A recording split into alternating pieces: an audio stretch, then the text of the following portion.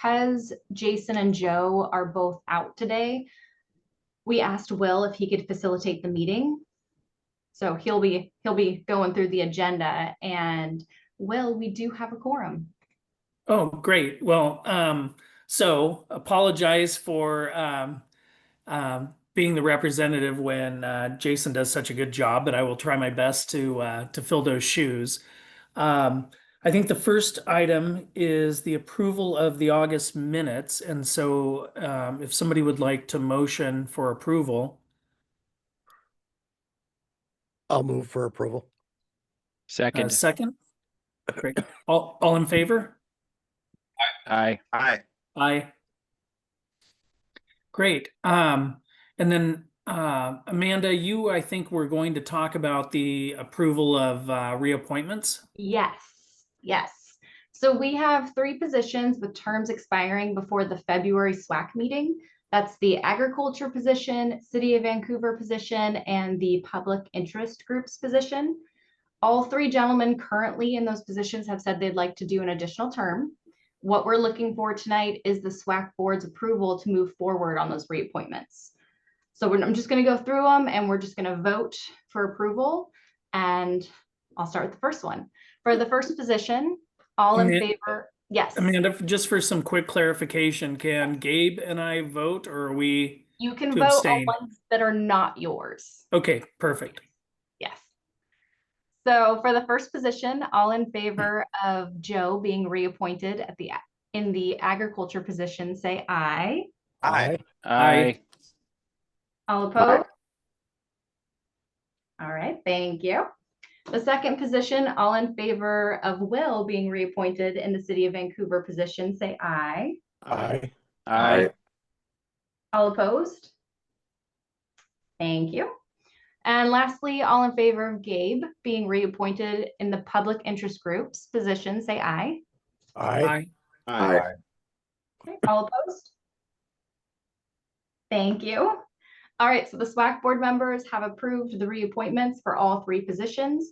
The next step is we'll write a letter of recommendation to the county council, and once approved, all position terms will be updated. And Will, back to you. Great. Thanks, Amanda. So I think the next on our agenda is a presentation from Parametrics, and I thought I saw Carl, but Carl, your name looked different. So I now know that you have 2 names. Well, yeah, sorry, actually, that's my son's name, and I'm struggling to figure out how to change it. But this is Carl, the senior member of our family. So yeah, I'll take over. And Zach Gerard is also on the call from Parametrics, who's been intimately involved in every step up till now of our siting search for the new North County station. So Zach, you're going to share your screen. You have a short PowerPoint. We'll walk you through that. If you recall, for those that who were here at the May 1st meeting, we went through a briefing, and at that point we were really just starting. So we spent most of our time looking ahead at the various steps that we would be following in the siting process. But now I'm happy to report we are well along on the path and making good progress that I think is consistent with the schedule for this project, which you've seen before. And I would just remind you that the project is broken into 4 phases. There's the initial phase, which is figuring out what it is we're going to site and beginning to gather siting information, and very importantly, building a GIS project map, which has lots and lots of layers of vital information that helps us zero in on potential sites. And then still in that first phase, we get started in the broad area site screening, which takes us actually up to what we call task 5. And there are 13 tasks in this project. So phase 1 is the one we're working in now. We're busy on the broad area site screening, but to get here, just to remind you, we And I guess we can go on to the next slide if you would, Zach. Um, as we told you back in May, some of the underpinnings of this siting are these three principles. Transfer stations are essential public facilities. They're very necessary and they need to be functional at all times, regardless of whatever disasters may befall the area. They are forever facilities. We have a 60-year planning horizon for this in terms of sizing the facility, but we know that in fact, it's very likely that this facility will exist much beyond that. And lastly, as part of the siting, we know that transfer stations must be as good a neighbors as they can possibly be. We know from long experience, nobody wants a transfer station close by. We understand that, but that's usually not possible. So we need to do everything we can do to make it as less impactful and as more attractive as we can possibly do. So that's what's underpinning. Those are the principles underpinning the siting process. So if we go to the next slide, I'm just going to give you a status of where we're at.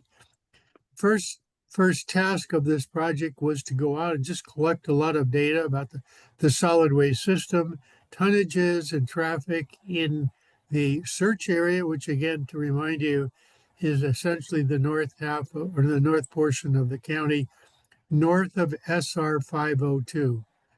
And in collecting that data, we were then able to, and working closely with the county's GIS and some of the utility purveyors in the county, we were able to construct a very detailed GIS map. It's 100% done, but we have tweaked it even now. We're still tweaking it as we learn small bits of data.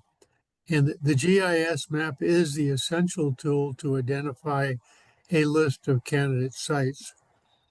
Part of the work in data collection also is to really delve into traffic conditions in the North County area and to gather information not only about current conditions, but whatever forecasts may exist.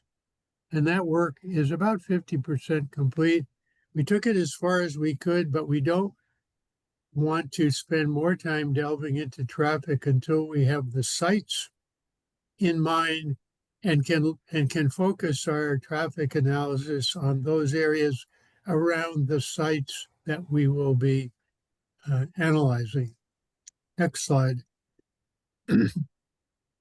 Second, and a very important first step really in this project was to program the facility. And that was to really determine what does it need to include and what are all the features, functions, and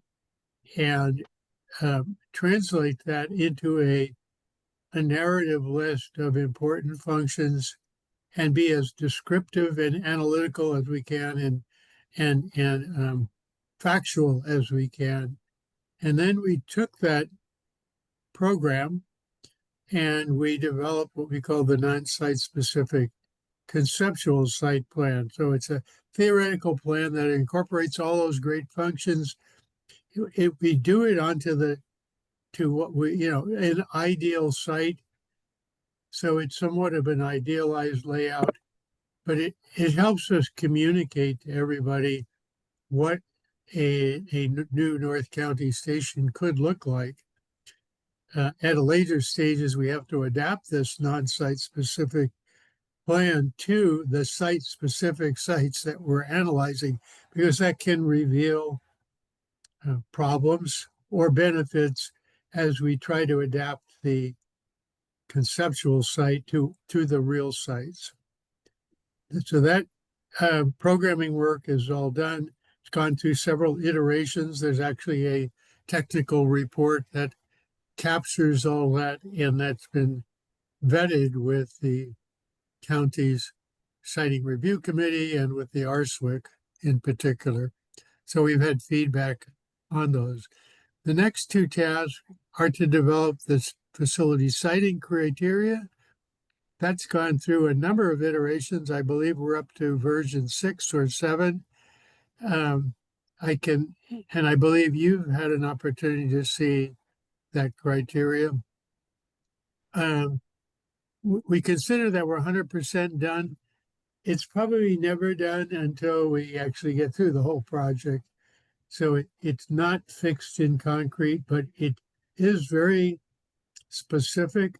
And there are 35 siting criteria that we're using to identify viable sites and that we will use to score sites so that we can eventually focus in ultimately on phase, when we get to phase 2, we can be focused in and arrive at the 2 most favorable sites that can be taken into the environmental review process, which occurs in phase 3. So the siting criteria development, again, it's a technical memo. It's very lengthy and it goes into great detail on how each of the criteria will be weighted and scored. So it's very transparent, very analytical, and it doesn't leave a lot of room for just, personal ideas. It's meant to be very clinical.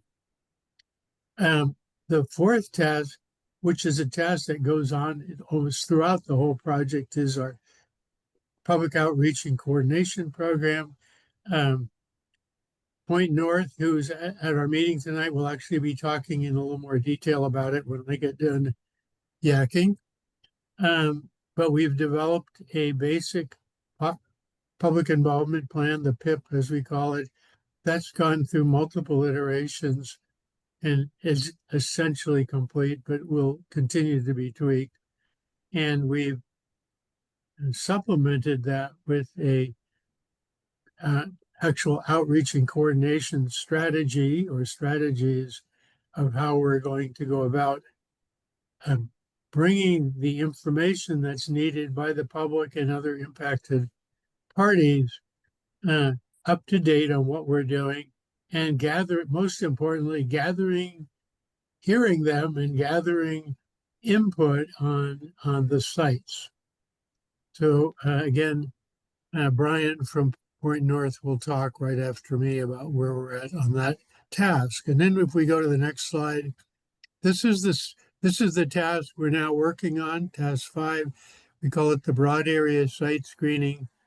We use that GIS map as a starting point and some essential criteria out of the 35 criteria, like site size, like not being in the 100-year flood zone, like not being in any residential area, being away from wetlands and other water bodies, etc. And most importantly, 2 very important criteria is that the site needs to be accessible from a road perspective to the customers, and ultimately, of course, to the transfer trailer equipment that has to take the materials gathered and take them down, in this case, to the port. Our initial screening using the particularly site size and these other criteria I just mentioned, produced 158 sites in the search area, a plethora of sites. However, we were able to quickly look through and see that many of the sites are not located anywhere near the essential public utilities. And by that we mean water, sewer, and 3-phase electrical power. And they were so far removed that they would be cost prohibitive and perhaps even in some cases technically prohibitive from ever getting those utilities at the site. So many of those sites fell off the list almost immediately without any sort of scoring or otherwise, because we could see they were basically non-starters. The list then, using those criteria, was narrowed down, and I skipped to the third bullet, really got narrowed down to 72 sites, which had some prospects, some of them much better than others. And we looked again and made another pass through and made some decisions about, well, what would be an acceptable distance from utilities in particular. And using that criteria, reduced 158 down to 72 sites. But even some of those were still pretty far removed from being able to get to one or more of the utilities. But we also then started really looking at the characteristics of the site. And by characteristics, I mean topography. It's what we call the aspect ratio, which is the length to width. We try not to look for long spaghetti-like sites. We look for rectangular ones that have an aspect ratio, ideally about 1 to 1.5. We also looked at sites which have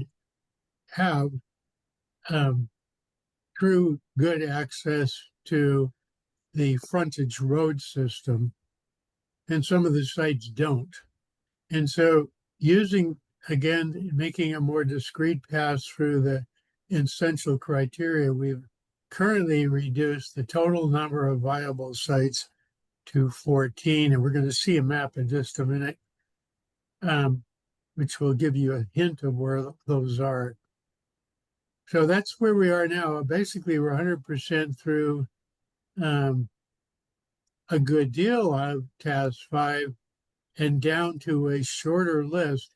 Our objective is to complete Task 5 and have 3 to 5 sites that are at the top of the list that we can take into a focus site screening.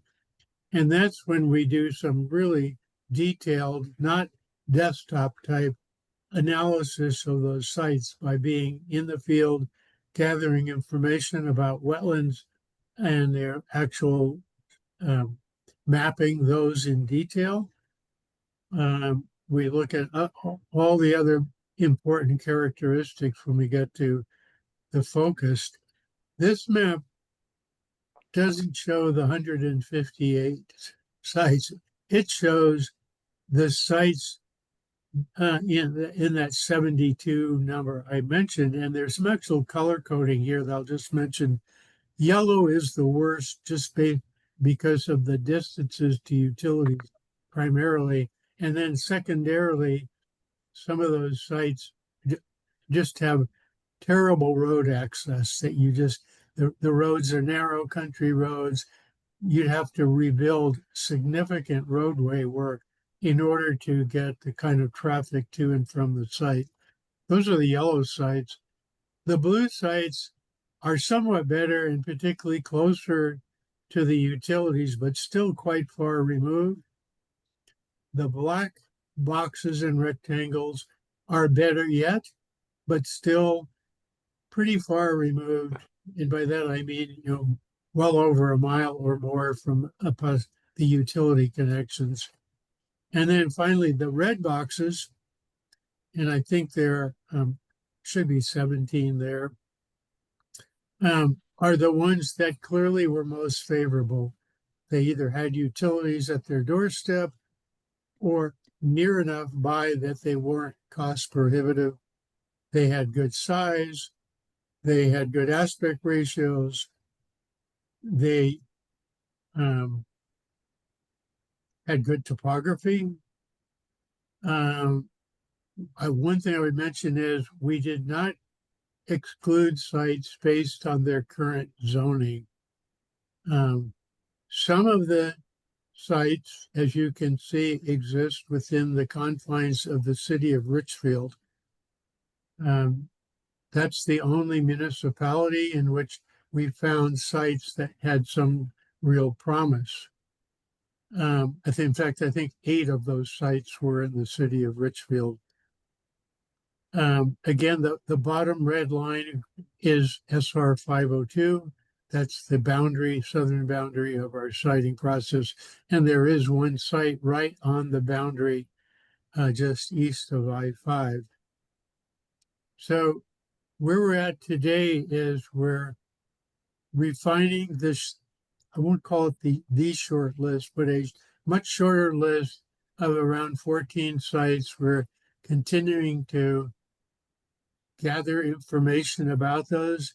For example, what is the access off of the road system? Are there constraints that would make that site difficult to get in and out of, not only now, but in the future, considering traffic growth? So that's the process we're in now, is trying to refine our understanding of those 14 sites is what we're down to. And as part of that, I can say that we had a meeting, I think it was a week and a half ago, the county and the city of Richfield, because as I said, 8 sites were in the city of Richfield. So we gathered information from the city staff about their interest and concerns with the sites that might be cited in their jurisdiction. They've provided very clear understandings of what their desires and requirements are. And obviously, any site that's in the city of Richfield that needs rezoning would have to be rezoned by the city. So their input is extremely important. That is kind of where we're at in task 5, which is the last of the phase 1 sites that we're doing, or phase 1 tasks that we're doing right now. So here's our next steps.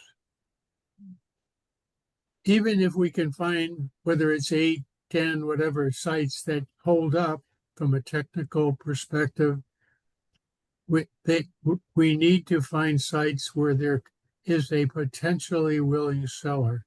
So one of our next steps is to implement some sort of outreach to property owners to determine whether there's some interest in selling their property. If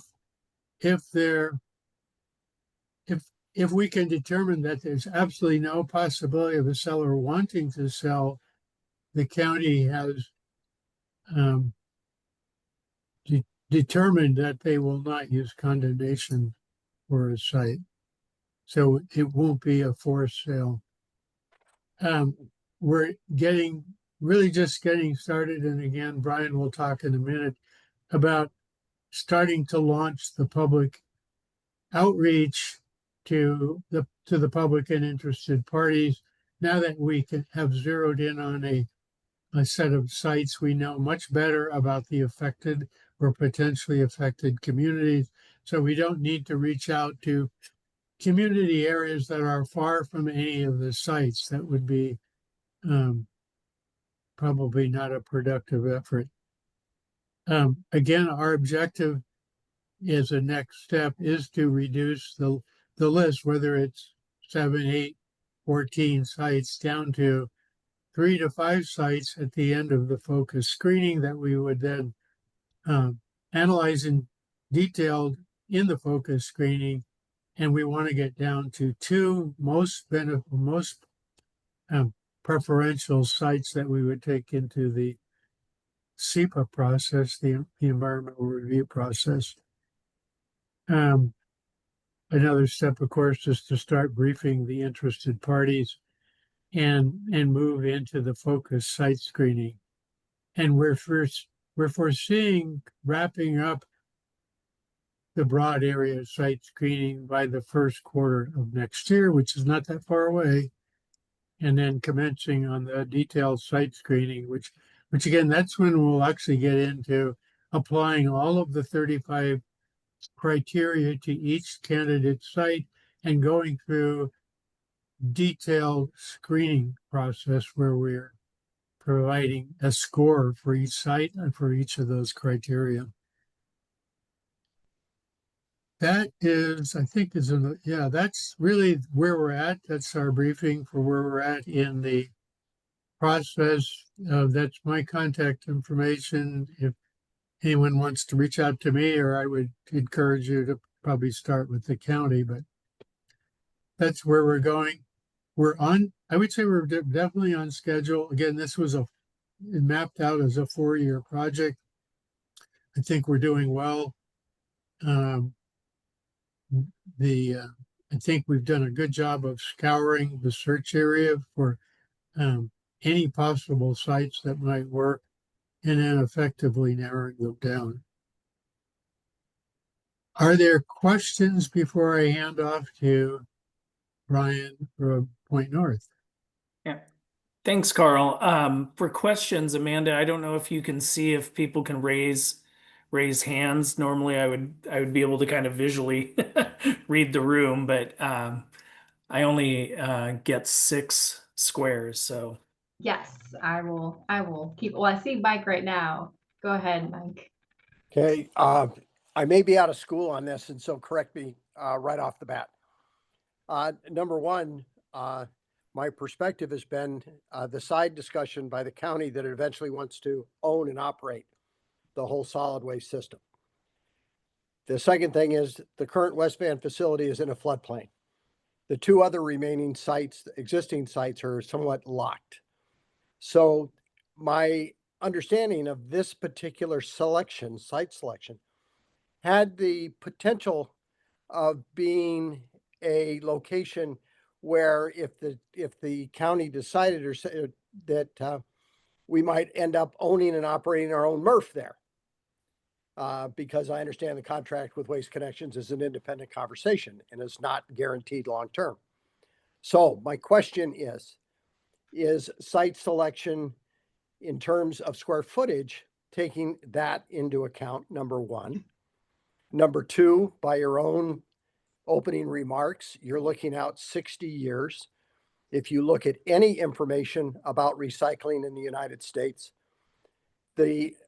yes, truck transportation is there, but also on the recycled material that are sold to market, rail is a big aspect of currently used and future forecasted increased use throughout the whole recycling facility. And then thirdly,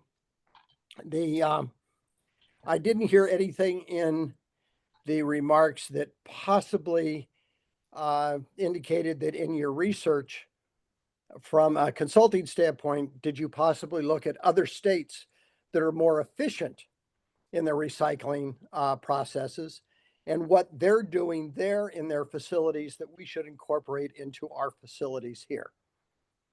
Okay, I'll take a stab at answering this. I think Will can probably chime in too. But first of all, the programming specifically does not include siting a MRF at this location. That was not in our mandate or portfolio. So that's not to say that couldn't happen if we acquired a large enough site, but our current siting demands, and one of the screening criteria is to have a site with a minimum of 15 usable acres. So it could be even larger, but some of those acres may be off the table because they're in a wetlands or a wetlands buffer area, for example. So we do not have MRF operations as one of the functions. Okay. We do have one of the criteria is rail access. And Okay. none of the sites that we were able to find and that have made it to this shorter list currently have any direct rail access.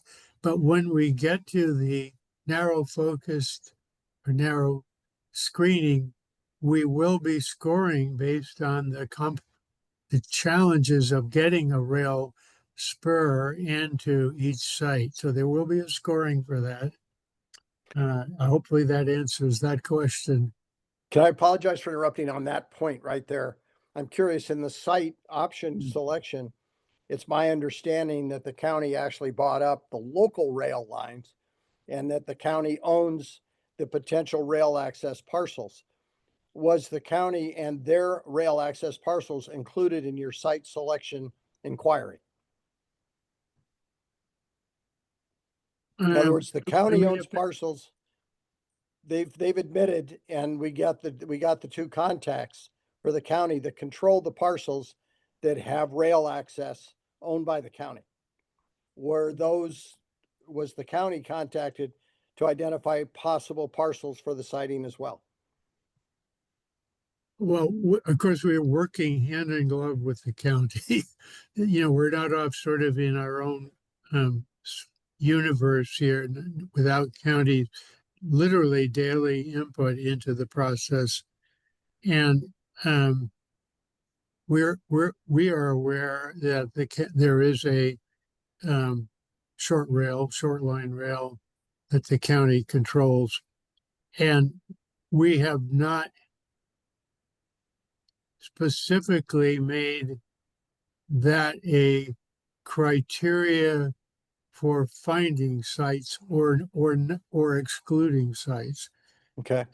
But we will score the sites based on their access to whether it's the county's short line or the main line that runs down the very west side of the search area. So there will be credence given to sites and value given to sites that have some practical rail access. Okay, thank you. I just Thanks, wanted to mention, Carl. I was gonna say, I guess that's encouraging. I know that at the last time we met, Mike brought up rail, and so the fact that's been added as a criteria is encouraging. I only can speak for the city of Vancouver, but our perspective is that we do not want to be involved in material recovery and recycling markets, and I think at least at this point, the county and the other jurisdictions in the county agree, and I think that's why we're going out for the RFP for processing. Is that we don't want to see that as part of a publicly owned facility. That we feel the private industry does an excellent job processing and managing those materials, and we want to stay in our lanes. So just for what it's worth. Well, I knew that they were in the middle of considering a second location, this, speaking of Waste Connections, in conjunction with renegotiating the contract with the county. So I don't know, are you putting site selection or criteria for these future developments into the expectation of whichever company you end up contracting with for those MRF activated services? I mean, we haven't, so the RFP isn't out yet. We have not put a distance requirement in that. But our assumption is that based on transportation costs, it would be local within 45 miles, 50 miles. I'm just making that number up, but got it. it's, Understand. yeah, I don't think we would consider a MRF further out just because of the logistics. Okay. All right. Well, thank you. It's just, there was Oh yeah. a little bit of crossover in the negotiation for a new servicer for recycling services, and then also the expectations of this new site, given the fact of the limitations of the existing 3 sites. Yeah. So Well, and I had a question about those limitations as well, but I want to make sure other people have a chance to ask questions before I dive into to mine. thank you all. I could just to close out the discussion on rail for the moment, and of course, rail would serve if you had a MRF with a large volume of materials that you then wanted to ship long distance. Rail would certainly make sense for recyclable material collected, particularly the heavier baled stuff. We are busy helping Kitsap County right as I speak, who has a transfer station with a rail line coming into it. We're helping them evaluate a large expansion of their rail. And the point I'm trying to get at, for rail to be really functionally effective and cost effective, you need a significant length of rail line, either immediately adjacent to the site as a siding, but not on the site, or right on your site. You need a significant length in order to have the amount of cars you need that can be loaded before and not have to be moved right away. Kitsap County has a relatively short spur on their transfer station site, and they are constantly having to get switching of rail cars once they're full out somewhere so they can bring in more empties. And it's an extremely expensive and limiting factor for that facility. So that's just a big factor that you have to consider with rail. And I've worked on other intermodal rail transfer stations, particularly on the East Coast. Montgomery, Maryland is a particular good example. And they had a much larger marshaling yard that was dedicated over to their transfer station. So they were fortunate in thinking ahead. So it's not enough just to have a spur come in. You really need length of rail to make it functionally efficient. So probably enough said about rail. But Will, Amanda, were there any other questions before we get to Zach or my question? It looks like Corey has something. Yeah, sorry, what's the process? I mean, I don't need to jump in front of you. Well, if you've got a question. Oh, no, related to no. this- I want to make sure everybody has a chance. Mine can wait till the end. So, Okay, you reserve the last word. or the last question. I don't know. Okay. We'll give Carl the last word. okay. Well, Carl, thanks for the presentation. Yeah, I was interested in that the questions that you brought, Mike, and it sounded like, Will, that you're responding that Vancouver is not interested in any kind of publicly owned utility with respect to waste. Is that right? Not waste, recycling. Oh, with recycling. Okay. Yeah, no, we actually have a strong opinion of public ownership of the transfer stations, and so in that we're favorable, and mainly just because having control of those facilities and actually being able to make sure that they're meeting the current needs. How those are operated, I think, is up for a bigger discussion, right? Would you contract? But the ownership of the transfer stations, Vancouver is very in favor of ownership. It's just we don't want to get involved in the recycling market. Okay. Yeah, I have lots of questions, but I don't know that I would ask them here about that. I am always available, so Yeah, interesting. Yeah. I'd be really interested to know more. I do also like the orientation, Mike, of just kind of future proofing this. I mean, like it is a transfer station, but not exclusive to that of any type of material, right? It's just solid waste materials of all kinds. And if we need to be looking both at projections of growth in the region and also the changes in the dynamic of what the characterization of that waste is, right? And if there's a lot more recycling, then we should be optimizing for recycling in the future. So I like this line of thinking around rail or how to deal with the logistics of different materials as they change over time. I think the other question I guess that I had was, I guess, task 4, public input. And it sounds like it's helpful, Carl, for you to put those percentages. I don't exactly know what 98% means. Does that mean we can see something with respect to public input? And also, do we have a clear timeline of when that's going to happen? And then last part is can you tell me where in the sequence that public input happens? It sounded like you were saying we're going from 17 sites to 3 to 5 sites to 2 sites. Where in that reduction filtering does public input occur? Well, I'll start the answer, and Brian can jump in as well.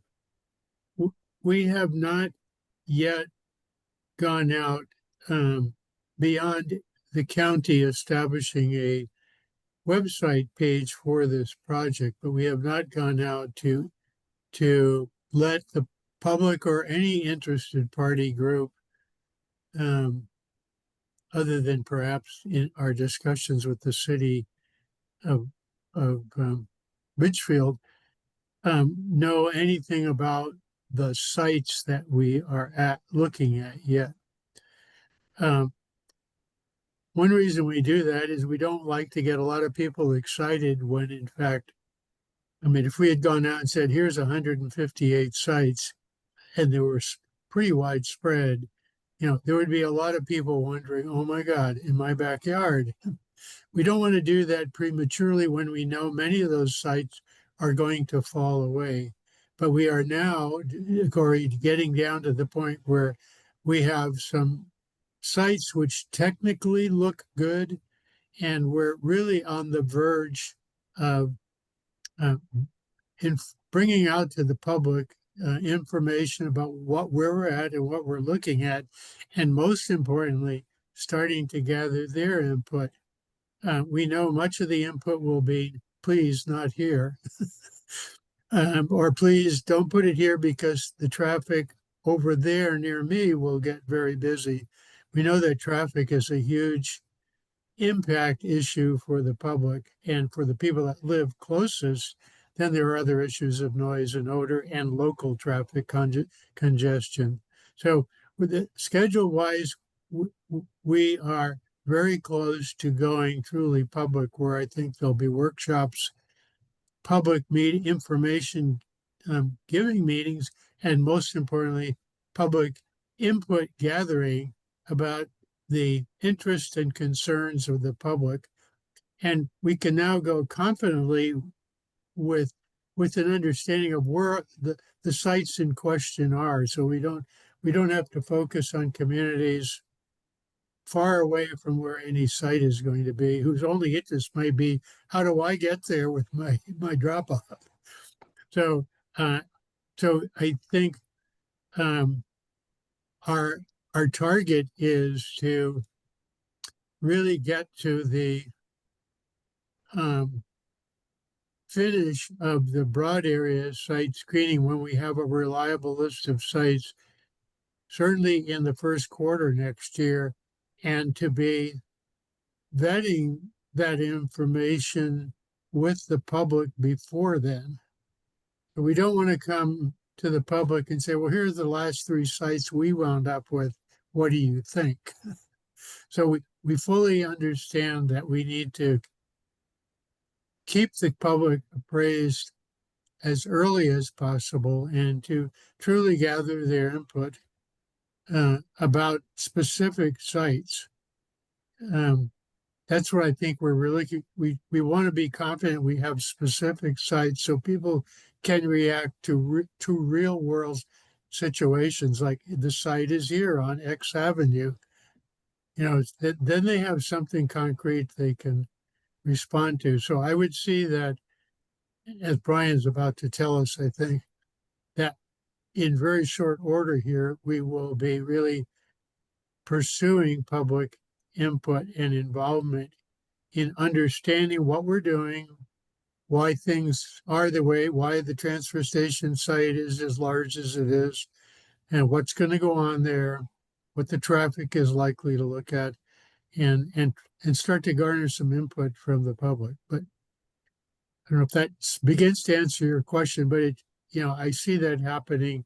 There is a briefing of the city council in January, I believe, and that would certainly be a time when we would then be confident that we have sites that at least council is comfortable with, and then we can really delve into public input. Can I Great. ask, what is the purpose of the public input process as you see it, Carl? I'm going to let I know the answer to that, but Because, I'm gonna, well, I think you're designing it, right? And so I feel like I'd like to hear what you think well, your actually, team sees the purpose. yeah, Point North is leading the design of it, and they're about to give you a short briefing. Oh, But great. I can tell you absolutely that the the overarching objective is to hear the public and understand their concerns and interests. Sometimes we call those their values, but having cited many transfer stations in the past, we know already what their interests are probably going to be. But that's not enough. We need to not assume that. We need to really give them an opportunity to weigh in and have a voice and be heard, and where we can accommodate the things we're hearing, we want to do that. So that it's not just for show. It's to truly have the public and engage partner the people that have to really live and use this facility in the process as early as we can. Great. Thanks, Carl. Just in keeping with time, I think we probably want to hear from Point North, but what I'm going to do is if I can ask my question, and I think the next time you come back, it's probably going to be a more appropriate answer at that point. And so when you're talking about phase 2 and doing the programming analysis, once sites potentially are exhausted, when do you revisit that to say, do we need to scale this down? Does it become more of just a public drop off and no commercial, or vice versa? And I think it'll probably be more appropriate to answer that when you come back for the next update, because we clearly have not exhausted all the sites yet. So Yeah, we don't want to go into focus site screening already down to 2 sites. And maybe one or both of those are even questionable.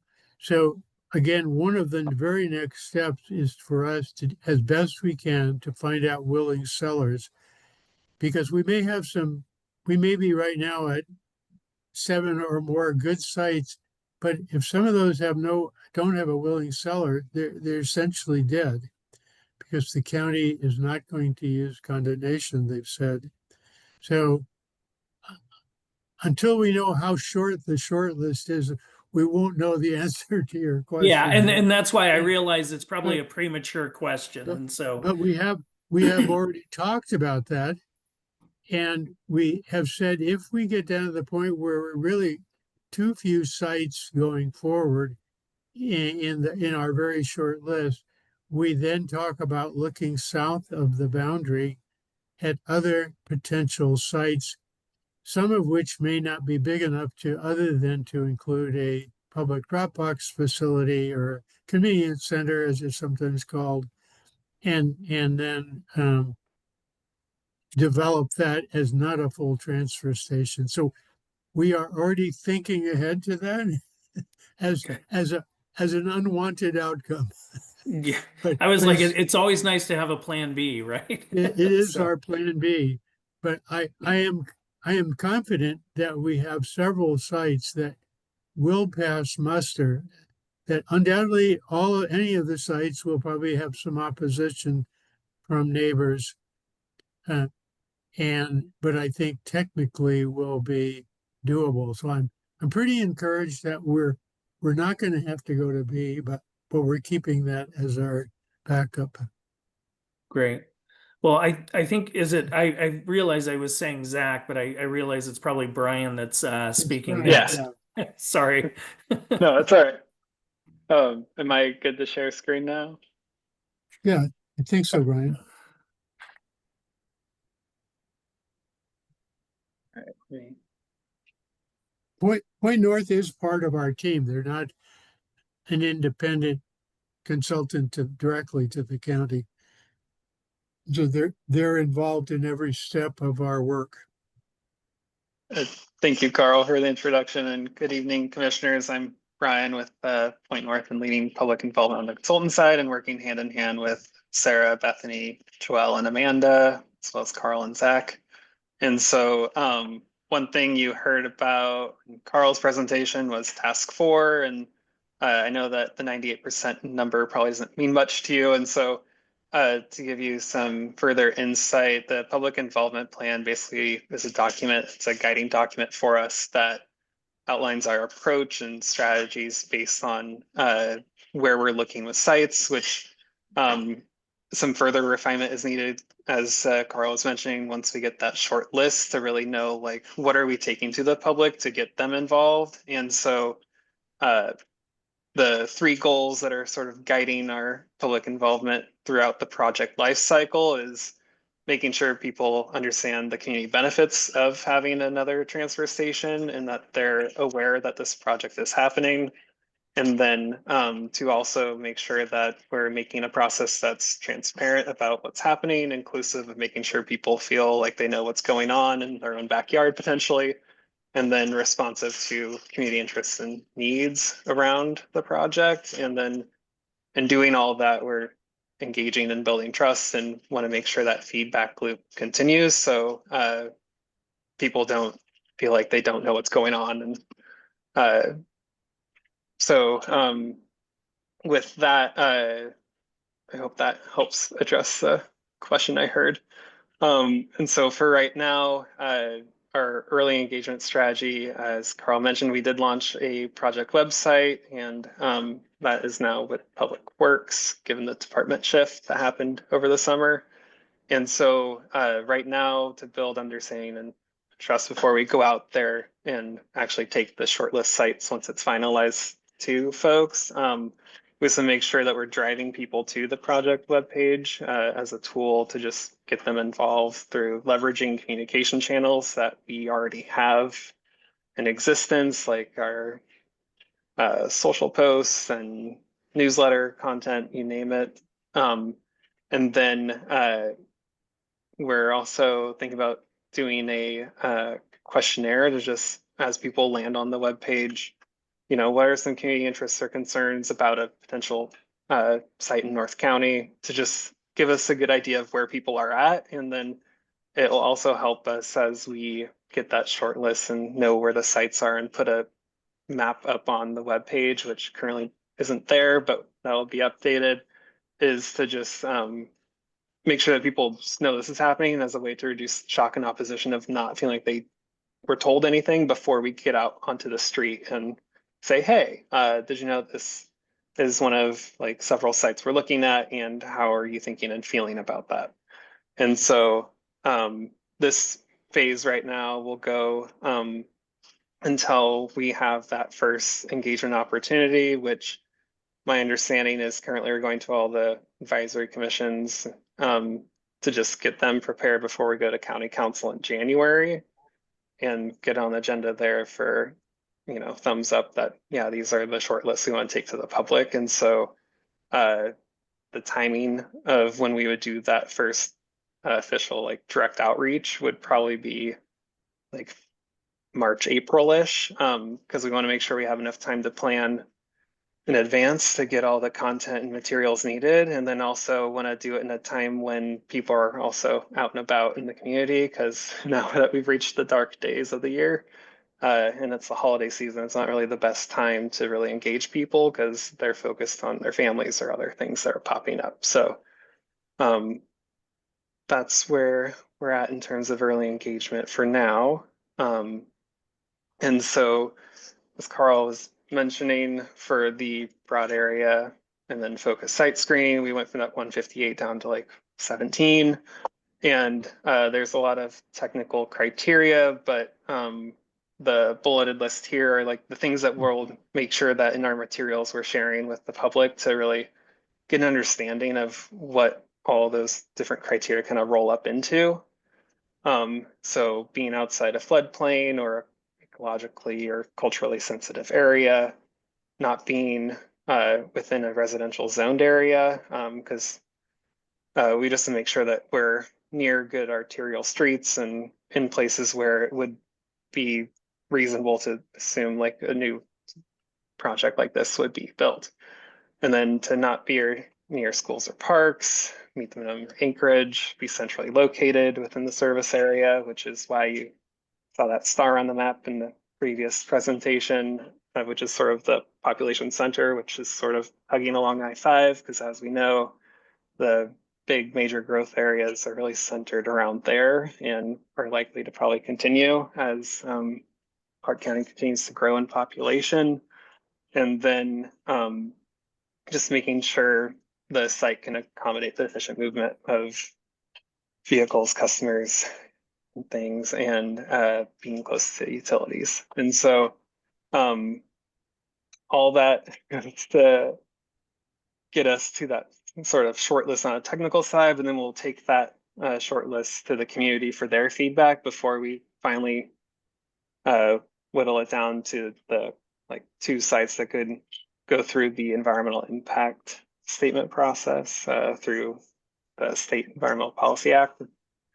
And so that I hope gives you some further insight into just how we're kind of sequencing things for public involvement. And then this last slide I have here is just sort of the milestones and our current conception of when the timing would occur. And so with the public involvement plan, it's sort of our guidepost. And so as things might change, because maybe there's a delay in something on the technical side, or we weren't able to get in front of you again to get your insights into our work before moving it forward. Dates may change, but this is the current conceptual thinking and timing of when we would be hitting the public at major milestones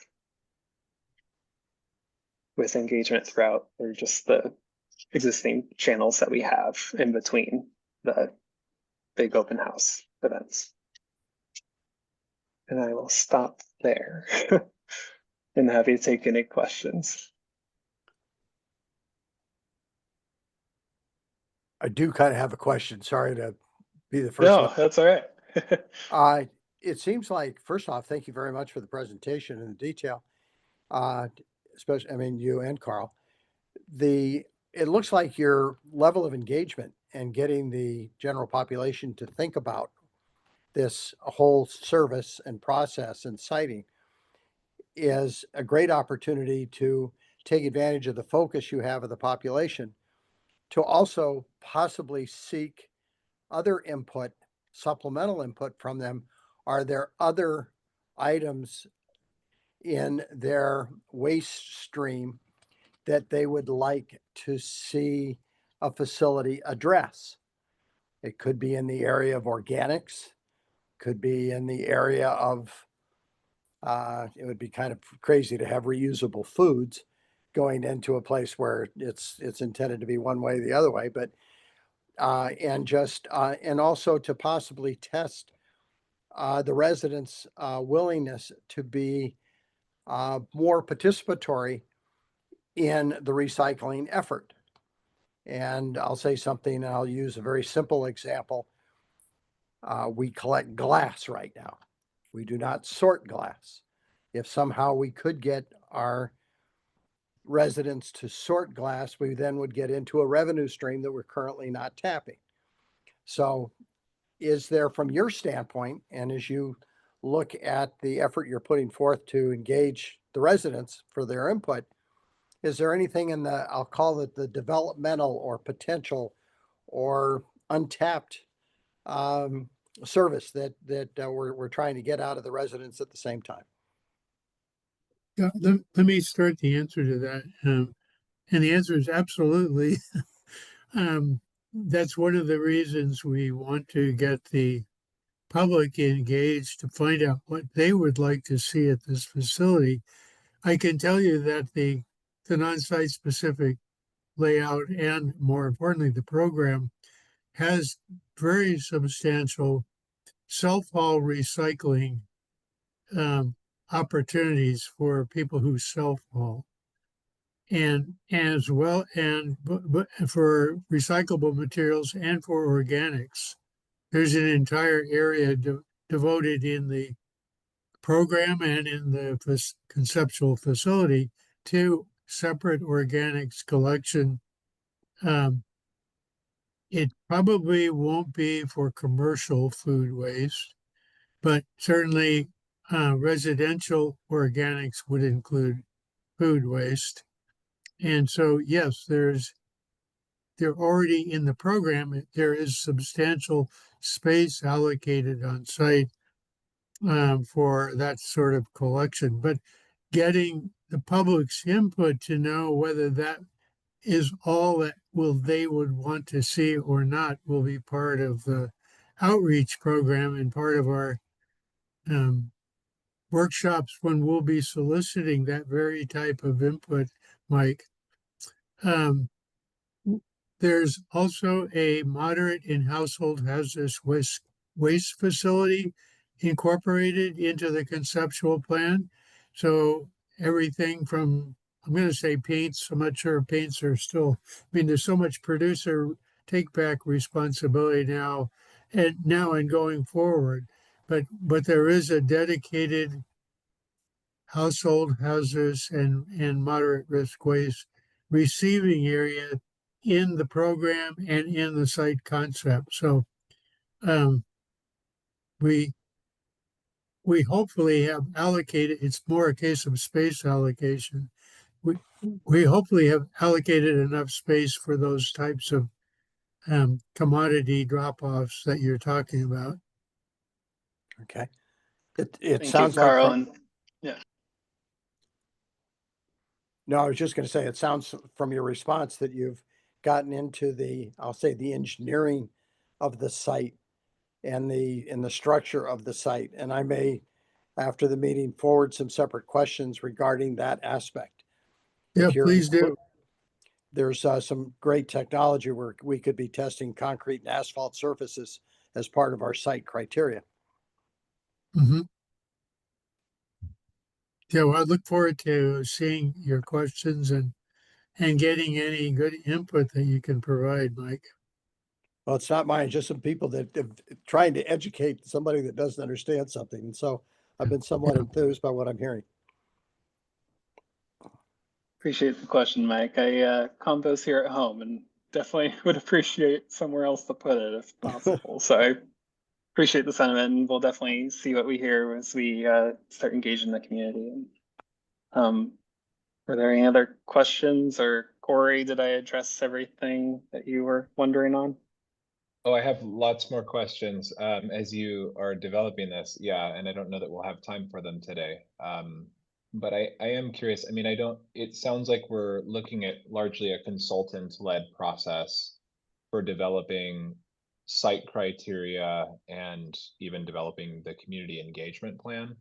And I don't know that that's the only way to do things. And I'm just doing some quick internet research that King County several years ago had a siting process that was very community driven by like a stakeholder group. And I'm not saying like we are probably too far along on this process to really consider, shifting gears in that way. But I imagine that there are some best practices that we could take from more community driven processes.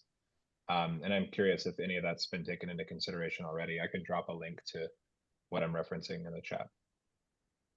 Yeah, Sarah, I'll try to at least address that because I'm on King County's current siting process for a new North County transfer station out in the Redmond Woodinville area that's been going on for much too long, to be honest.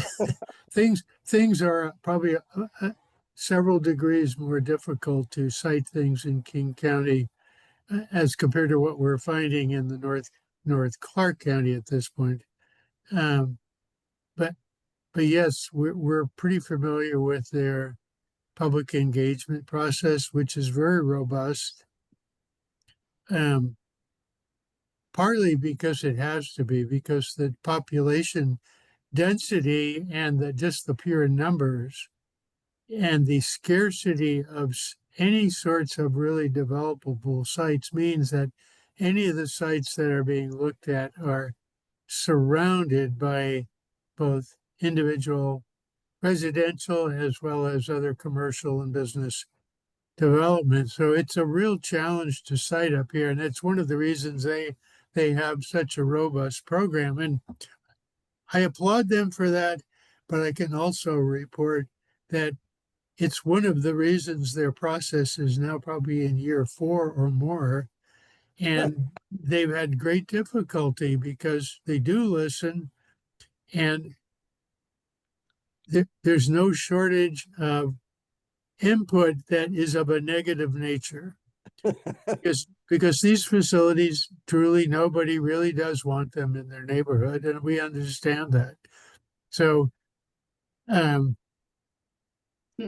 do think that We- Sarah has some words to say for the public. yes, Well, I always have words for our public engagement and our education and outreach, but Corey, I think just to address kind of your question from a county perspective is that we are really eager and excited about leveraging our existing partnerships, relationships, outreach channels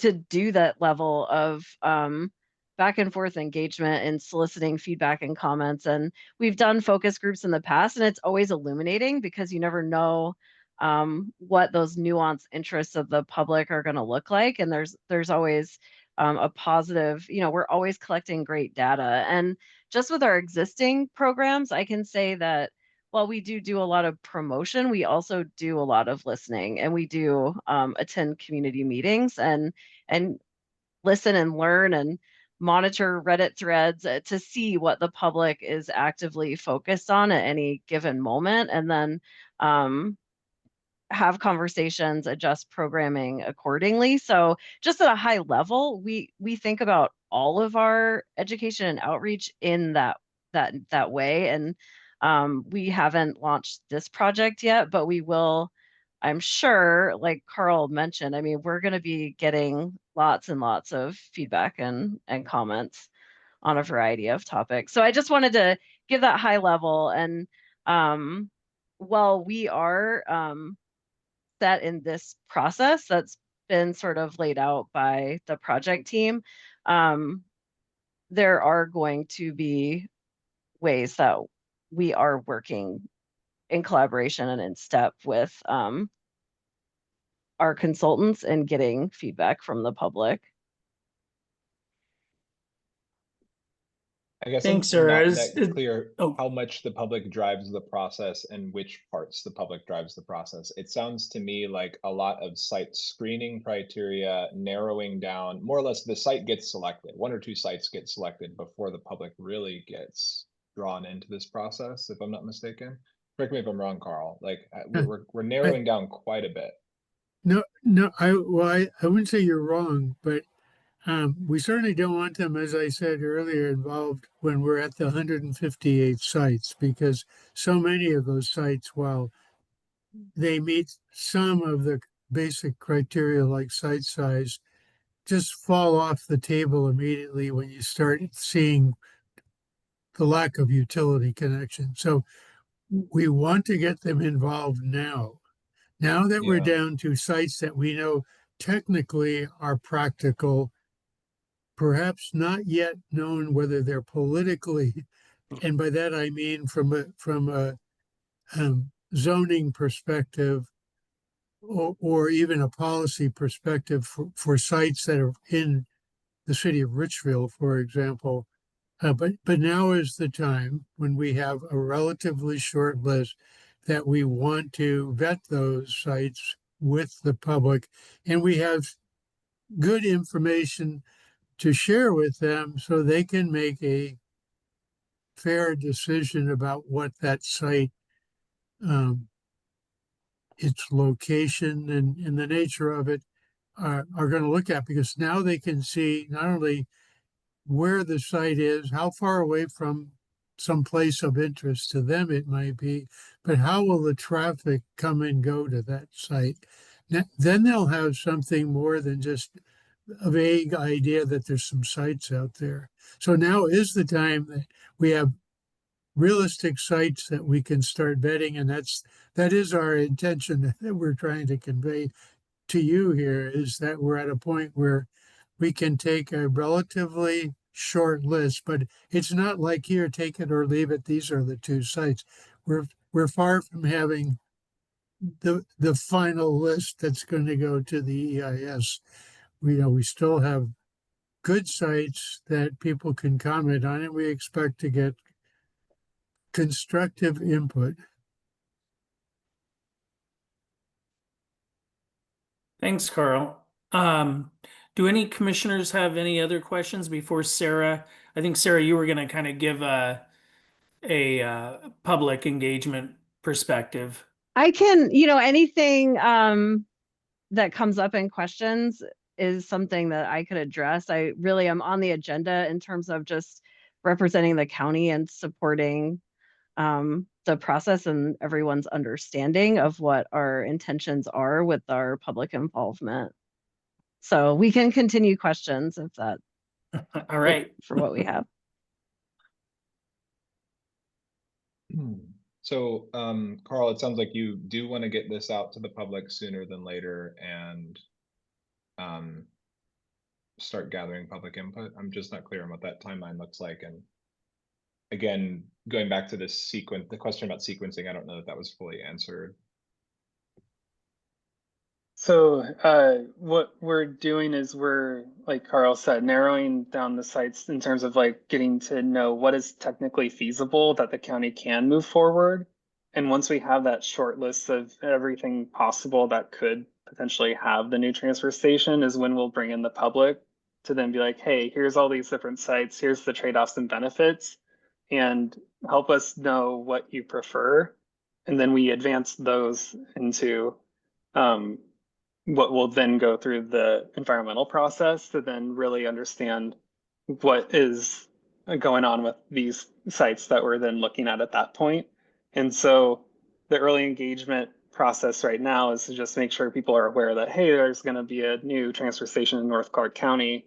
Here's how that'll benefit people that like live off of 112th, which would be me. And the traffic issues that are there. And so like, how does that like kind of alleviate that and be a community benefit for those that live in North County? And then once we have that short list, which sounds like it'll probably be finalized with like county council approval, is my understanding, is the step that's needed before we go to the public, would be in January. But then we'll need some work back time to then get all the materials and display boards and whatnot ready for that first big public engagement opportunity, where we then go, okay, here's like all, let's say 10 sites that we've shortlisted. Here's the benefits and trade-offs of each. Please tell us what you think. And that's when we have that engagement to then determine from that input and the technical analysis that we've done to then go, here's the final two, if you will, that will then move through the environmental process.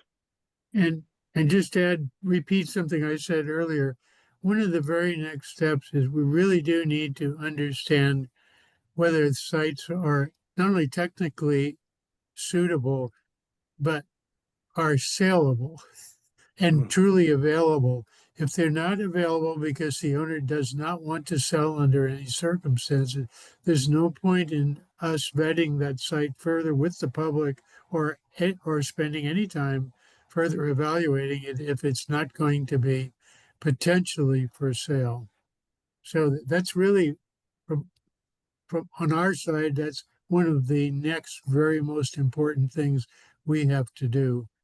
So, and how long that takes to some degree, to answer your question about timing, we don't want to go to the public with a site that turns out, well, it wasn't even for sale anyway. That's just arousing interest, and then people will lose confidence that we have a process going on that makes sense. And so we don't want to go out prematurely with sites that are going to drop off for other reasons. And getting back to what Will said, we may be in plan B at some point if we do not have a reasonable number of sites in the shorter list to work with. So yeah, there's a lot of moving parts here, and they all need to fit together before we take too much to the public in prematurely. Yeah. But all things being good, as Brian is saying, I think by very early in the first quarter, we want to be talking directly to the public or communicating with them in various modes. That's our But goal.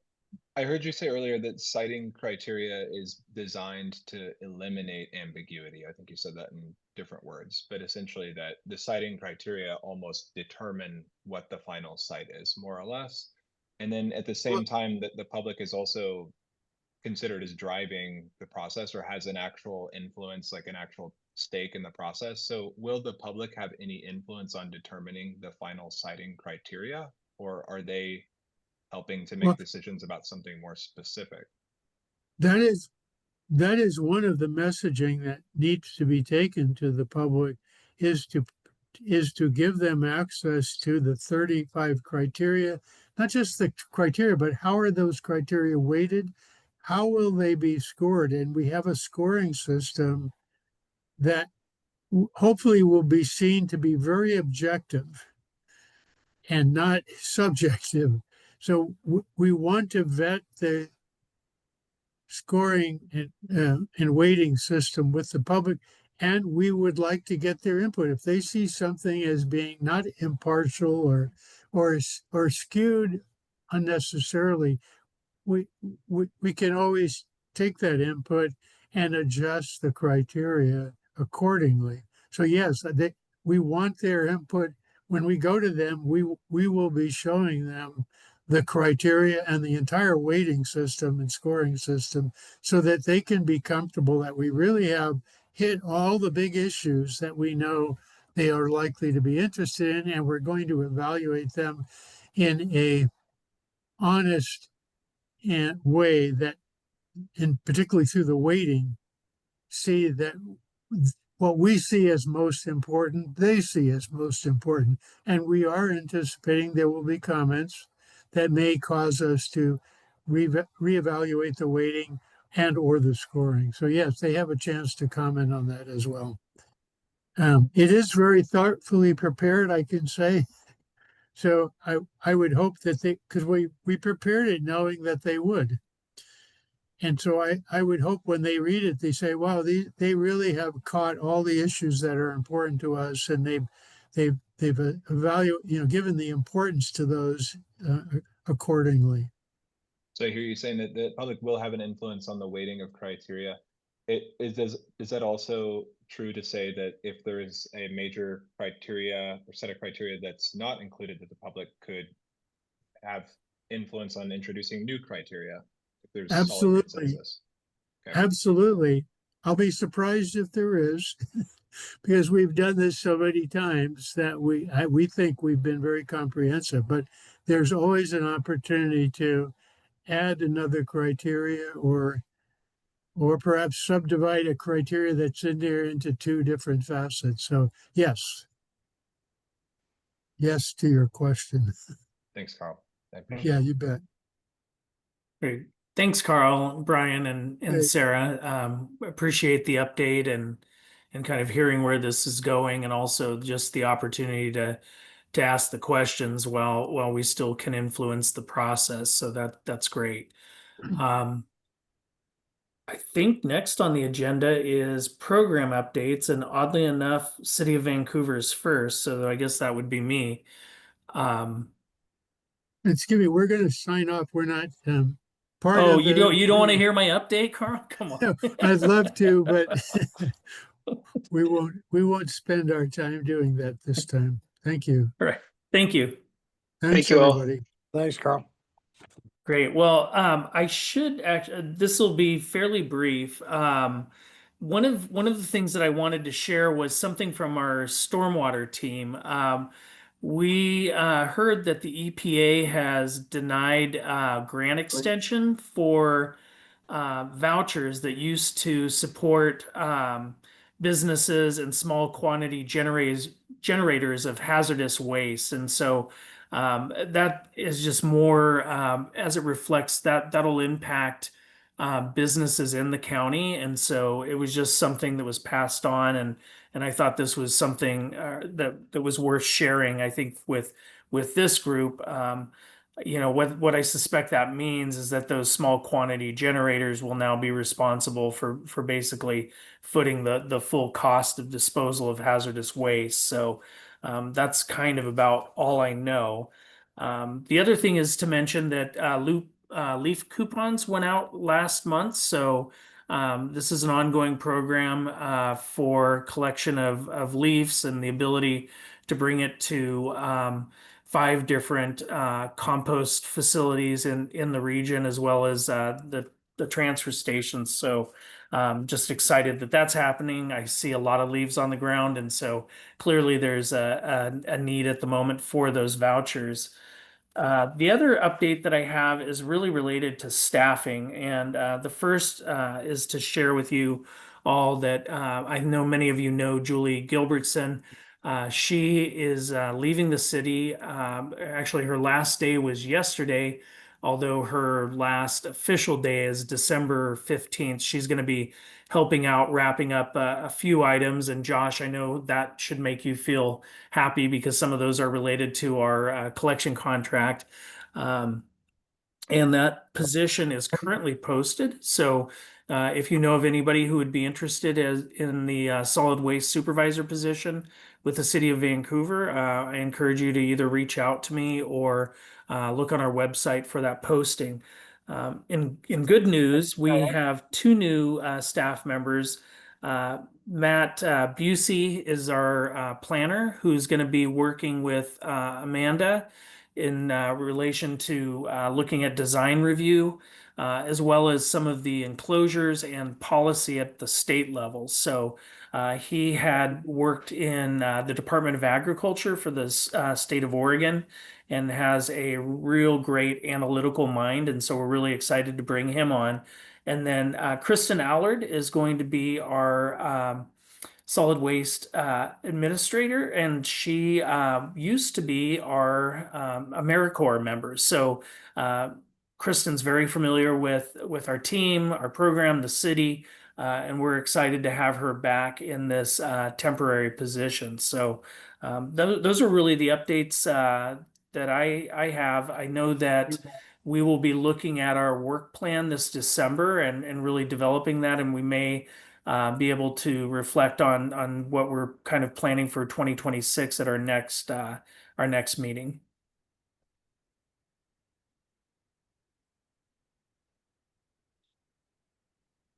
And Josh, you might be up next. All right, thanks, Will. I'll try to keep mine fairly short as well. Appreciate the time this evening. Just a couple highlights, I guess. First thing I always like to discuss and highlight is our first value of safety. I wanted to touch on the transfer stations, CRC. They've had an incredible safety year, and a lot of talk about volume growth, the new facility, especially CTR and the challenges we have there with the volumes and safety. But I'm proud to say that our team had an incredibly low I rate, record breaking this year. So on top of all of the volume that we continue to see, and 22,000 vehicles through CTR alone last month. Just wanted to say I'm proud of those teams for keeping not only our team, but the public and the community safe. So a couple things on outreach. We've, increased a lot of the MRF tours, which is a great thing. I talked to our education manager yesterday, and so far this year, we've given a little over 20 tours at West Van. So continue to educate the public on recycling, not only at the MRF, but tabling events where we've had over 33 this year, where we've reached and interacted with over 7,000 customers. So I'm also proud of that team for, Sammy's a new leader and taking that department to a whole nother level. So it's been a good improvement on that from an outreach standpoint. So couple other quick comments, I guess. Just want to, thank the county and the city. We've been working hard on a lot of the new MSA deliverables, working back and forth on a lot of those challenging items to get through. So, as we talk about expansions and the new transfer station, what that looks like and how that impacts our facilities, there's a lot of work being done on the background, and want to thank our partners for that. So hopefully as we continue to move forward, we can bring more updates to this commission as well. See, a couple other things. As much as I hesitate to bring up wood waste, the wood waste market has not improved by any means since our last quarterly SWAC meeting. It's continued to challenge us from a standpoint of being able to export hog fuel, and the mills have not accepted any more loads, and it's actually lessened. So we're currently really evaluating what the next steps look like with wood waste. So more to come on that. The pricing structure continues to evolve where some of the mills are now charging us to bring hog fuel to them. So I just wanted to touch on that briefly. I think we'll be discussing that a lot more with the city and the county in the coming weeks and coming months. So don't want to take up all our night talking about wood waste this evening. Couple other quick things, I guess. Will had mentioned staffing. Our team has remained strong on staffing. We've had very low turnover rates at the transfer station and the hauling company, which is a positive thing and a nice change. We've been able to keep all of our route staff, keep everyone in place at the transfer station. So that's a good thing. Hopefully that continues. Let's see. I think, what's next? I think, there were a couple questions on what's next for us in the coming quarter. I feel like the MSA, the contract between the city and county, that's going to continue to be a lot of commitment on all of our parts, and continue to work on those deliverables and work on the potential expansions of the transfer station. So I think that's going to be a big part of it.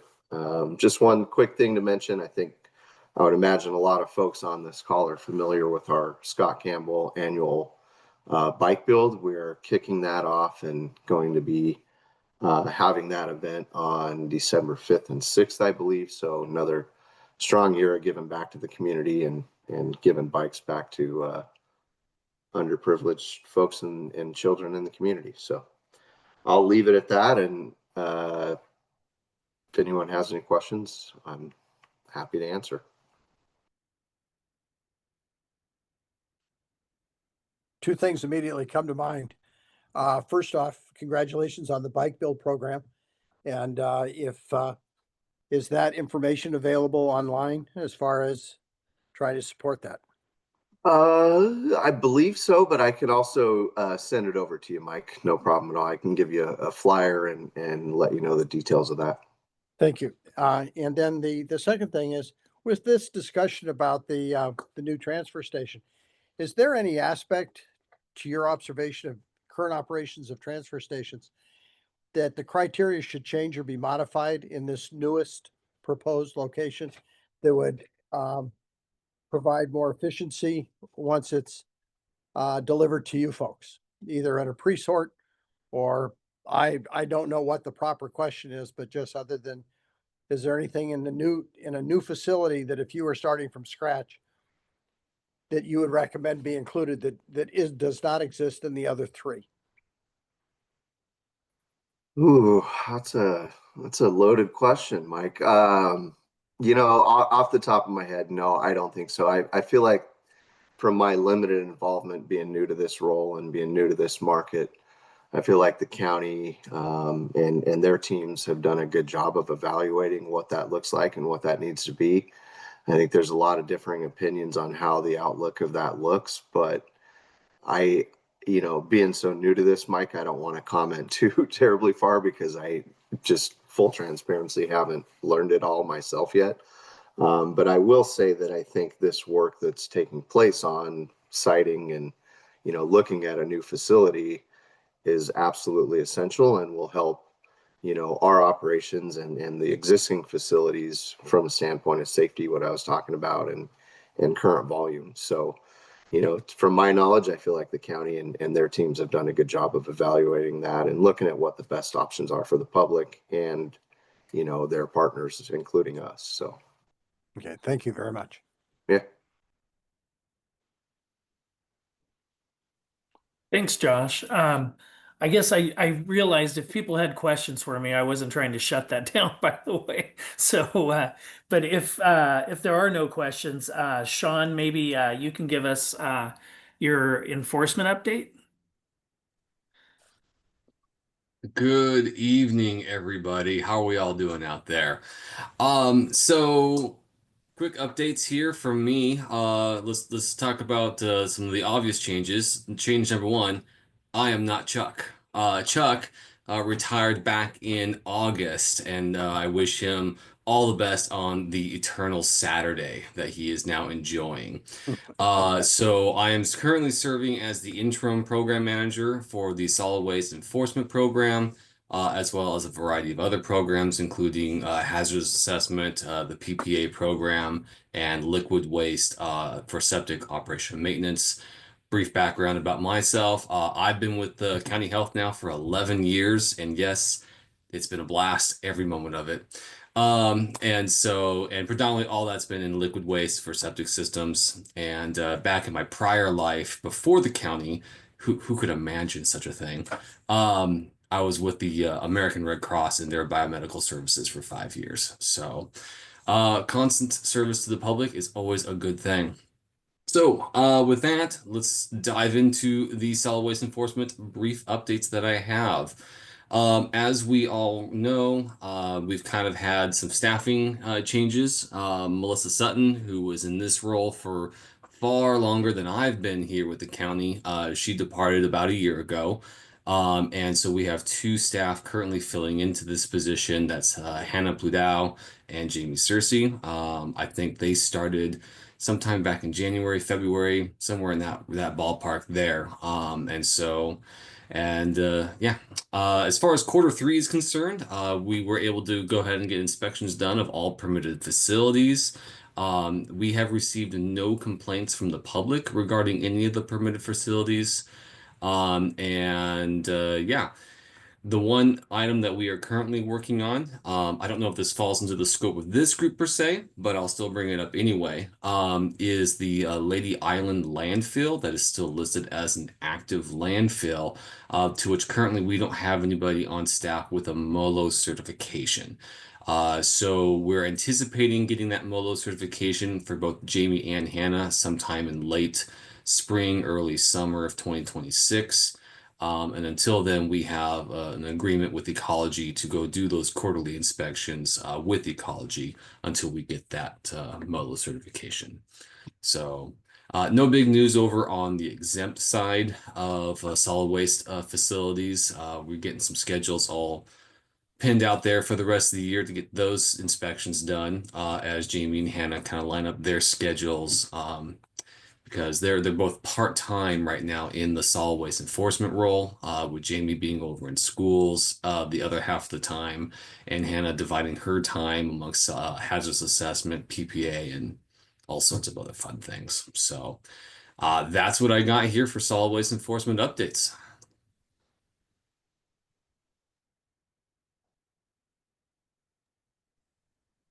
Thank you. Great. Yeah, thanks, Sean. Not sure if there were any questions. I was just curious what that process is and who gives that certification. I'm not sure if you have the answer for that or not, Sean. I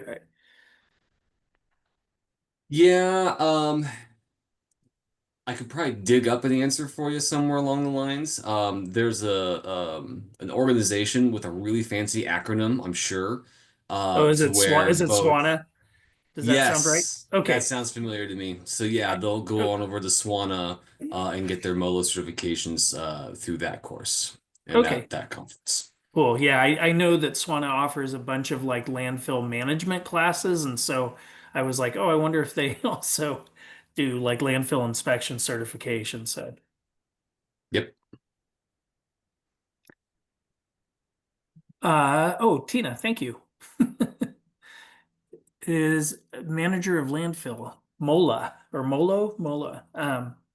Great. Sarah, are you ready to jump back into it? Of course. Hi again, all. Just a few solid waste education outreach updates to share. There has been a lot of activity, so I'm not going to go through everything, but I did want to highlight a few of our projects for you. So we received a federal grant from the USDA earlier this year, and our green schools and composter recycler outreach teams put together an internship program for 24 high school students at Fort Vancouver and Hudson's Bay. And every Monday afternoon, there's a training course at 78th Street Heritage Farm for those students. And they're learning composting techniques and waste reduction practices and recycling. And they're getting their hands dirty. They were out in the rain this Monday. And we're really proud to be offering that hands-on learning experience to those students that are primarily were recruited from the horticulture programs from those two high schools. So they're sort of seeing a different side of what they've been learning at school. And then also we have our composter recycler fall workshops happening right now. And we've had, I think 5 so far, and there are a couple remaining. If anyone saw the Try This in the Columbian today, our upcoming holiday waste reduction workshop was featured. So we're eager to see if that gives us a little boost to attendance. Last I checked, we had 18 attendees registered for that one. So hopefully it's a really popular activity. And I know the team has worked really hard planning that workshop. Also with our Green Schools program, earlier this last month already, we had our student summit event, and that was attended by 55 students representing 6 high schools across the county. I know the last time I gave you all an update, I spoke about our We Compost Community Hub program, and that has continued to gain traction and has increased in popularity. So there are now 16 sites, and we have now diverted 70 tons of food scraps from residents that are voluntarily participating in that drop-off program. And I'll just move on to a few things that are upcoming just to make sure you all can keep your eye out for some of our upcoming promotion and events and activities. So we'll do 3 news releases over the holiday season, November and December, one about tree disposal, one about food waste prevention and holiday meal planning, and then another one about holiday waste disposal. And that would capture things like string lights and other kind of electronic waste and other contaminants that can be improperly disposed of or contaminate our recycling stream. And then our Green Business Program has a morning blend coming up on December 3rd, and that is thank you Waste Connections for hosting that for us. And we've invited Clark Public Utilities to talk about their energy incentive programs to the green business community. And I will leave it there. If there's any questions, I'd be happy to brag about other projects and programs we have going on. Sarah, one quick question for information. Is there an evaluation of the percent of county residences that are actually reached by the communications effort? In other words, for the program you have in place, I'll just throw out a phrase, do you hit 85% of homes you think see it, or is there an existing number that evaluates the penetration? That is such a good high level question. We don't know. I can't tell you number of households countywide. We track, and a shout out to Camille, who is our Green Neighbors program lead. She has done an excellent job over the last couple of years of helping us better understand the metrics and gather data about some of the campaigns that we are implementing in the community. So we have been really successful, for example, using QR codes that go with a unique link. So we know when we're doing a workshop or doing, advertising or other online campaigns, and someone uses that QR code, we're able to know that it's unique to that campaign and how many people we've reached with that. Now, overall, in the course of a day, a month, a calendar year, we don't know the cumulative total of unique households that we're reaching for all of our different events and activities. But we track the number of people that we engage with at our community tabling events, at all of our workshops, and also have some pretty, like I said, we're working on developing even more sophisticated capabilities in terms of measuring online campaigns as well. Okay. It was just a side conversation on a separate issue involving baseball in the county. Gave us some exposure to the Dick Hanna marketing folks. And they, through that conversation, volunteered to provide any services or free overview of how we're approaching trying to reach through media the residents in the county. And I'll And, send you know, you some information on that. our programming, yeah, thank you. And our programming does kind of touch different areas. So we're residents, it's also employers, it's also schools. And so one of the ways we've been really successful in terms of like penetrating different markets and getting in front of new audiences is really by working with our community partners. So we have a list of partner organizations that are willing to share our information about our events, about our campaigns. And we've had a lot of recent success with that method as well. And we also value getting out and visiting with people and attending community events to deliver presentations. One of our outreach staff, Bethany, was at, for example, a Rotary meeting this morning. And so we kind of are also going with that. You know, we don't have the millions of marketing dollars, but we're able to reach different segments of the community through those partnership channels as well. Thank you very much.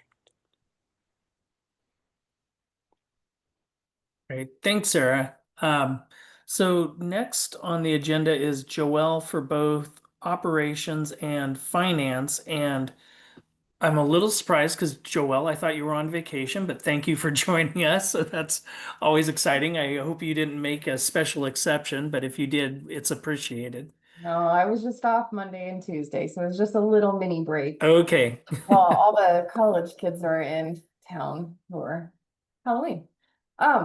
So hi everyone. This has been a very engaged meeting. I'm like, whoo, the time's going by. So most importantly, the most important update I want to just pass on to the commission is that we had the solid waste management plan adopted by the Clark County Council on September 23rd. It's a huge accomplishment. And I just want to acknowledge our project manager, Sarah Schrader, who has been beyond fantastic with organizing and going through updates and making sure that this has gone through all of the reviews and all of the processes that kept changing as she was learning them.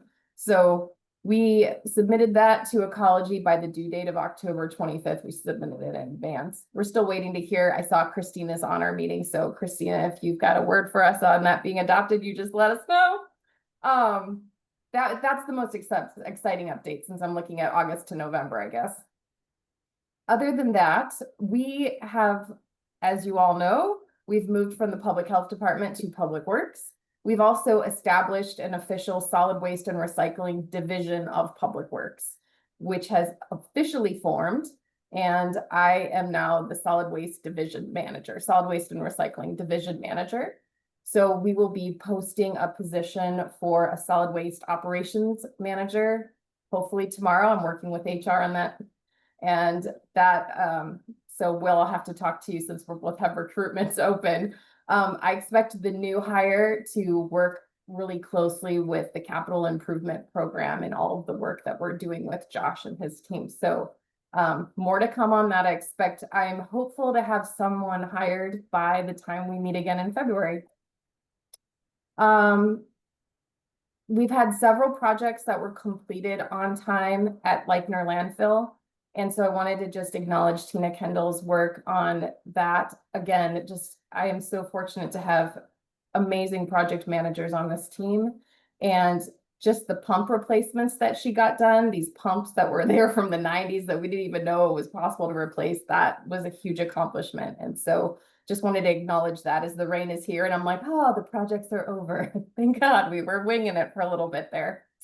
I also wanted to say that we formed a solid waste policy committee. We have a lot of new legislation, and we work closely with the Washington Association of County Solid Waste Managers. So you saw Travis at our last meeting. We work closely with Travis, and Clark County is helping to develop a roadmap for other Washington counties to sort of understand from 2025 to 2030 how counties need to comply with all this new legislation. So we don't know either. And we're gonna, as we're figuring it out, we're gonna develop a roadmap to help other counties.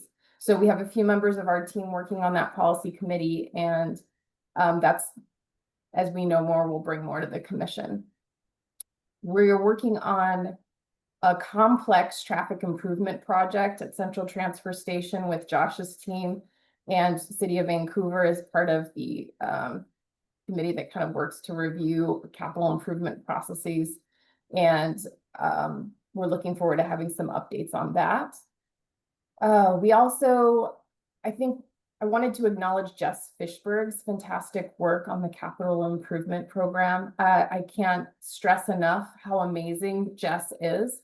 And she has taken something that was so incredibly, I don't know what the right word was. I think when we drafted this work in the MSA through contract negotiations, I think we had a lot of intentions and ideas of what it could be, but Jess has actually practically made it possible and developed processes and flow charts so that we can all communicate with one another. And as she's helped us, as she's helped the group get together and approve projects, we've approved $900,000 of paving at the transfer stations. The transfer stations look beautiful. And that is just the beginning. So it's really exciting to start seeing these things take shape. We have a list of, we're working through a list, and Jess is leading this effort on prioritizing projects and understanding which projects need to come first and which projects need to be a priority for next year. So we'll probably have an update for you at the next SWAC meeting on that as well. We completed our team work plan. So again, that CIP work and that capital improvement program work, that those maintenance projects, those are all part of our work plan and identifying, what we can fit in. We've worked on rate setting with Waste Connections and the City of Vancouver. We've also done rate setting through our own collection contracts. Moving forward to next year, so November to February, we are going to re-release the RFP for solid waste consulting and facilitation as we work with our city partners to determine what an ownership structure would look like, whether we build a solid waste district or some sort of regional solid waste entity. So I will let you all know when that RFP gets re-released. I'm also be working with our FCS group consultant to develop a solid waste fund balance policy, as well as some other internal financial policies that are going to help support future solid waste management plan updates. We are working on doing an RFP for a tree removal and well decommissioning at the English Pit landfill. Fun never ends on my team, just if you're wondering. We are kicking off the environmental site assessments at each of the transfer stations. So we're going to have a baseline of soil contamination at each site. That was very important during contract negotiations with the MSA, that we understand what's happened at the sites before we contemplate potentially owning them. We're getting ready. Tatum's doing a fantastic job of getting ready for another round of HHW events for 2026. So we have an event in Ridgefield, in Yakult, and La Center. So more to come on those as well. She'll have an update for you later in the year on how those all went. And that's it. So questions for me? Joelle, that was a lot of information. I was like, whoa, I'm like taking notes. So yes, I didn't thank even you. say everything on my list. No, thank you. I was just like, cool. And yeah, I was like, all right, two job openings. So Yeah. anyways, we're all trying to get this information out to build amazing teams. Yeah, well, I think Clark County's expanding so much, and we're just trying to catch up with the growth, right? It's just like, Yeah. we've got to grow too. Yep. If there aren't any questions, I think Sarah Schrader's got just an update on the comprehensive solid waste management plan. We didn't have an yeah. update on it since it was just adopted, and we're still waiting to hear back from Ecology. So we're going to push Sarah's update till February. So I let her know, but we just didn't update the agenda. So, and since we're short on time, that works out Yeah. anyway. Well, and that's, I was like, we could do this, right? What are we at? 50. So we've got 10 minutes left. There are really just new business. And so the first one was the 2026 Solid Waste Division work plans. And I'm assuming that has to do with the row and those work plans that are being developed. Is that a Sarah agenda item or?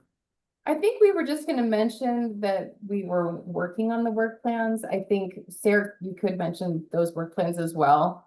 And I think if we had time, we were gonna chat about like some of our high level projects and priorities, just as this is our last meeting for 2025 and sort of looking forward to next year. But since we're running low on time, we'll give you an update in February. Okay. And then professional services costs. I'm not, was So we that were gonna gonna be? touch on this with finance stuff. And Amanda Art is also so grateful to have her and all of the fantastic quick dashboards she puts together for us.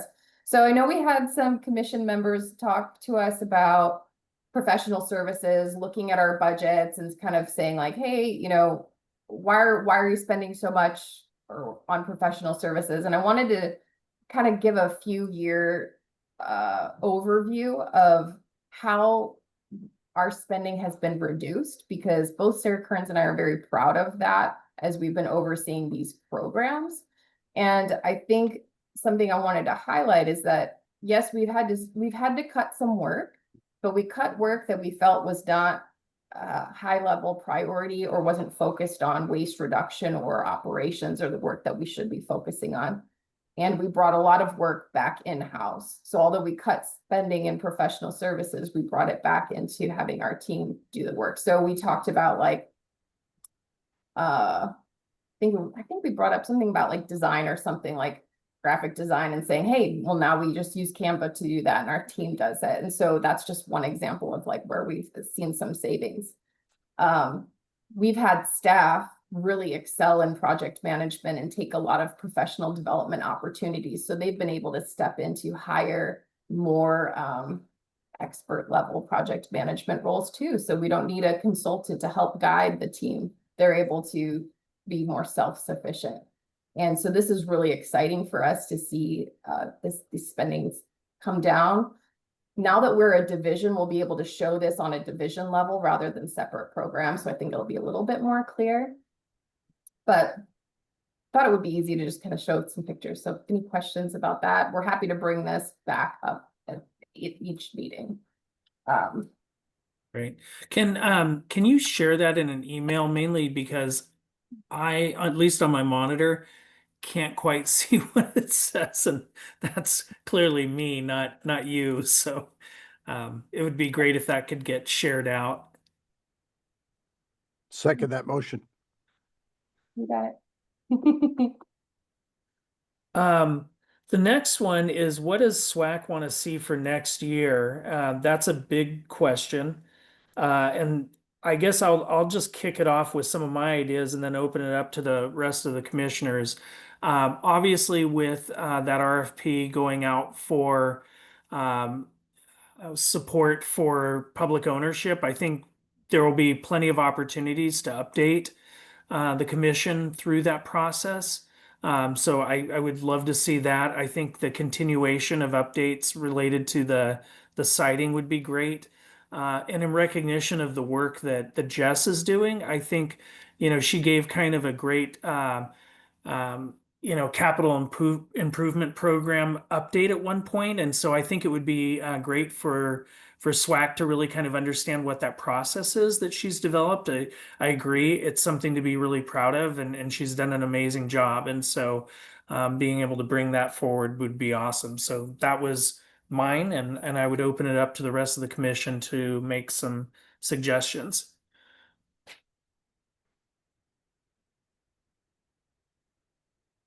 I'll jump in and take advantage of the pause. Over the time that I've had the pleasure of being associated with SWAC, one of the things that's always kind of mentioned in the background, but never directly addressed, and that is that the difficulty in collection and sorting at multifamily housing developments within the county. And that kind of falls into what I was touching base with Sarah about, and that is how well are we reaching the residents? And is there a model somewhere that we could find that would make us more effective and efficient in addressing our multifamily housing waste collection and recycling? And so that's something that next year I thought that it would be kind of nice to dig into that aspect of our community and see if there's something along with Waste, assuming Waste Connections is our partner, to be educate our residents and get a more efficient and profitable return out of that segment of our community. I second that, Mike. Lived in and out of multifamily housing for a lot of my life, and yeah, the recycling programs are lacking, and education isn't really there. So we can have some fun digging into that one, maybe. Yeah, that's good. I like that. I would like to see an expansion of organics. I know, Sarah, when she said the 70 tons number, that it's a small number and a big number all at the exact same time, right? And so I was excited to hear that. I know I actually participate in that program and do it from home, but it's a real pain in the butt, if I'm being honest. Just you got this little tiny bucket you're running across town and you're trying to find time to do it and you're sticking it in your garage. It's it is what it is. But I would like to expand that quite a bit, as much as we can, have a real drop off, a real pickup system for it. I know that's expensive. I know it's hard. I know there's combustion issues with those products. I know all of those things from working for Waste Connections for years as well. But that's really important to me. I've lived in other municipalities that they did do it. They did do it well. They did mix it with green waste. They had combined systems. Obviously, you need sorting for that, but I would love to see an expansion of just options for that, because I think that's a big loss in what we aren't collecting for the environment specifically and for our county. So that's what I'd like to talk more about next year.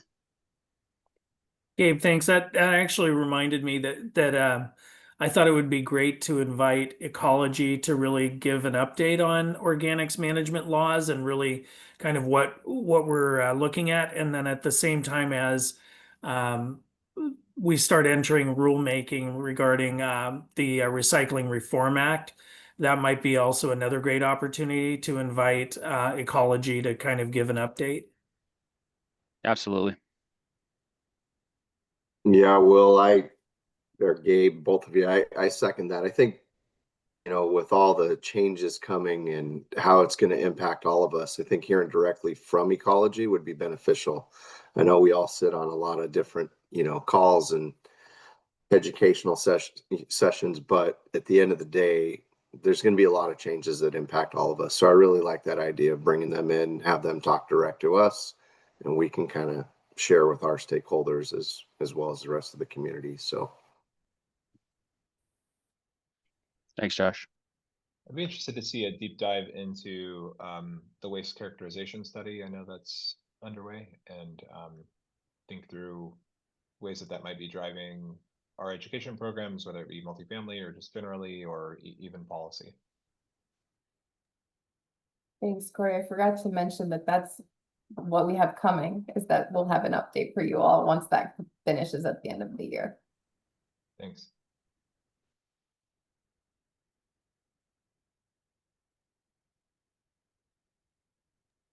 Well, with 1 minute left, there's still a smidgen of an opportunity for ideas, but if not, I just want to mention that our next meeting is February 5th, and I believe that will be at the county office in person and virtual.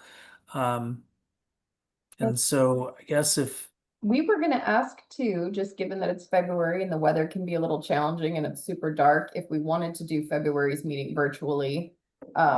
I don't know if you want to put it to a vote or if we want to just follow up via email, but just with the issues that we had with scheduling and stuff this time around, we thought, well, maybe it's worth asking. I mean, I think we could pull it. I'm open to either one, so. Me too. Either way. Okay, we'll leave it either way. Unless you all vote differently. And I was going to mention Joel and team as well. If, there was discussion about future meetings and where to hold them, we can always host at our new facility as well if that's needed in the future. So I wanted to mention that to everybody. So. Josh, thanks. That actually brought up another idea. Is I thought it might be fun just for one of our meetings to meet out there and actually be able to tour the facility. Maybe as a pre-event to this meeting. I think it would be great for us to be able to see, the maintenance shop, the offices, and kind of where all the magic happens, right? Yeah, for sure. Would be happy to facilitate that. Absolutely. Great. Well, thank you for allowing me to facilitate.